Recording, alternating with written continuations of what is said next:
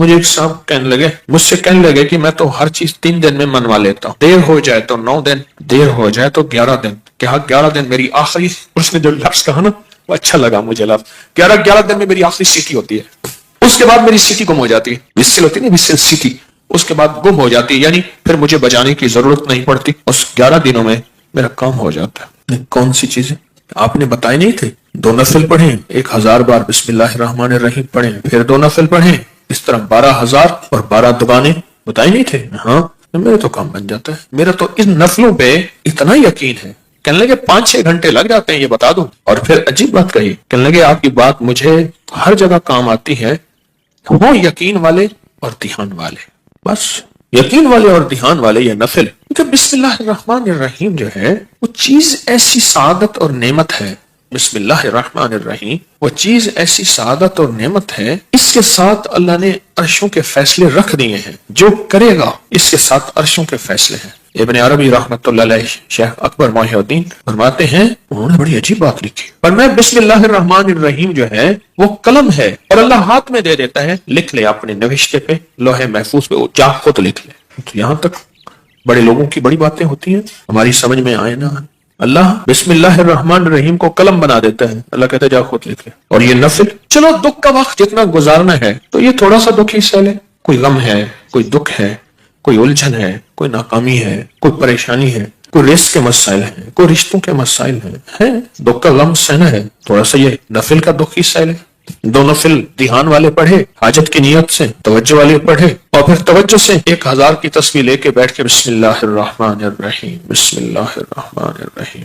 اولاد ایک درد ہوتا ہے، جب بڑی ہوتی ہے تو ماں باپ کی نظریں سوچیں پتہ نہیں کتنی دل کے اندر غم کا ذریعہ بن جاتی ہیں. تو میرے اوپر ایک چیز کھلی، کس چیز کی؟ بسم اللہ الرحمن الرحیم پڑھتے پڑھتے نا ایک چیز کھلی، اور یہ کھلی، اس کو جتنا اللہ رحمان رحیم اور باسمی ان کے استحضار سے پڑھیں گے، اس کی طاقت لاکھ، ہزار، کروڑ، ارب بڑھ جاتی. اب یہ استحضار کیا ہے، اس کو ذرا میں کھولوں گا. اگر آپ نوافل یہ ان کیفیتوں کے ساتھ پڑھ لیں، وقت آدھا گھنٹہ اور لگ جائے گا، گھنٹہ اور لگ جائے گا. دکھی تو ویسے ہی ہے، دکھوں کی زندگی تو ویسے ہی گزاری ہے، تو ایک دکھ اور لے لیں، پڑھائی کا، توجہ کا. کیوں؟ توجہ کے لیے اپنے اوپر جبر کرنا پڑتا ہے، جبر کرنا پڑتا ہے، جبر کرنا پڑتا ہے. پڑھتا ہے. ایک درویش تھے، انہوں نے 700 والیم، 700 جلدیں لکھی صرف بسم اللہ کی با پہ، بسم اللہ کی صرف بے پر، جسے بے با کہتے ہیں. 700 جلدیں لکھی کہ بسم اللہ کی با کے اندر کیا کائنات کے راز پوشیدہ ہے. میرے پاس ایک صاحب آئے، مجھ سے کہنے لگے اولاد نہیں ہے، جائیداد بہت ہے، اور میرے قریب والوں کی جائیداد پہ نظر ہے، حتیٰ کہ میرے رشتہ داروں نے جائیداد تقسیم کر بھی لی ہے. وہ تیرا، یہ بڑا ہو گیا ہے، وہ میرا، وہ تیرا، وہ میرا. اور بعض اوقات تقسیم پہ جھگڑا بھی ان کا آپس میں ہو جاتا ہے، نہیں میں تو یہ لوں گا، یہ مر جائے گا، وارث تو ہے کوئی نہیں، وہ کہنے لگا میں یہ لوں گا، یعنی یہ مرا نہیں ہے، ان کے جھگڑے پہلے شروع ہو گئے. میں نے انہیں کچھ ترتیب اسباب کی بتائی، اور پھر میں نے ان سے کہا اگر آپ کو ایک عمل بتاؤں جس میں ہے مشقت، اس کو کر لیں، روز کر لیں، تیسرے دن کر لیں، ہفتے میں 1 بار کر لیں، اور اس کو چند بار کر لیں، پر کریں ایسے کہ ہڈیاں بھی تھک جائیں، جسم بھی تھک جائے، دماغ بھی تھک جائے، حلق بھی خشک ہو جائے. حلق خشک ہو جائے. اس عمل کی مشقت کا اثر جسم پہ پڑے. بس اب میری الفاظ آسان ہیں، اس عمل کی مشقت کا اثر، اور اگر اس عمل کی مشقت کا اثر تیرے جسم پہ نہیں ہے پھر سمجھ لے کہ عمل عرشوں پہ نہیں گیا، بس آسمان اور زمین کے درمیان معلق ہے، آسمان اور زمین کے درمیان معلق ہے، لٹکا ہوا ہے. آج بھی ایک صاحب نے مجھے بتایا کہ میں نے کئی لوگوں کو بتایا، ان کا کام بنا یہی نفل. انہوں نے میری بات کو سمجھ لیا.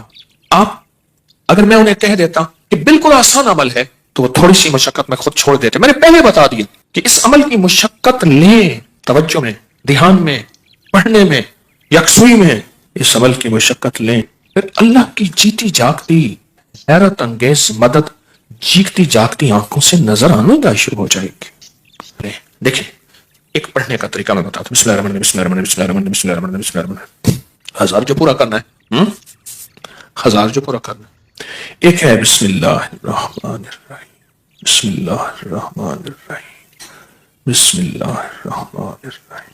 اس کی با، اس کی سین، اس کی میم، اس کا ایک ایک حرف اور لفظ اللہ، اور اس کا الرحمن اور اس کا الرحیم، اور اس کی فیض اور اس کی خیر اور اس کی برکت اور اس کی تاثیر اور اس کے فوائد اور اس کے فضائل اور اس کے کمالات اور اس کی کیفیات میرے اندر ایسے اترتی چلی جائیں، اترتی چلی جائیں۔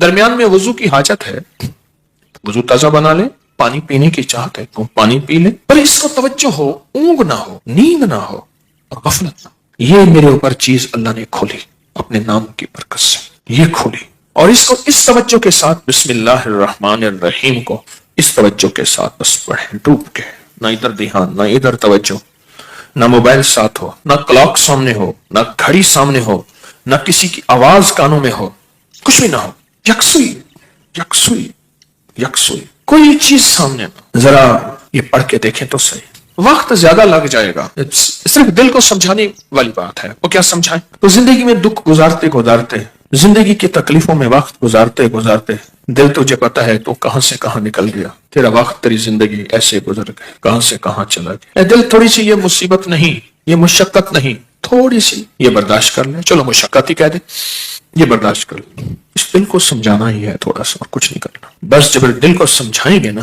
یہ نفل عرشوں سے فیصلہ کرواتے ہیں۔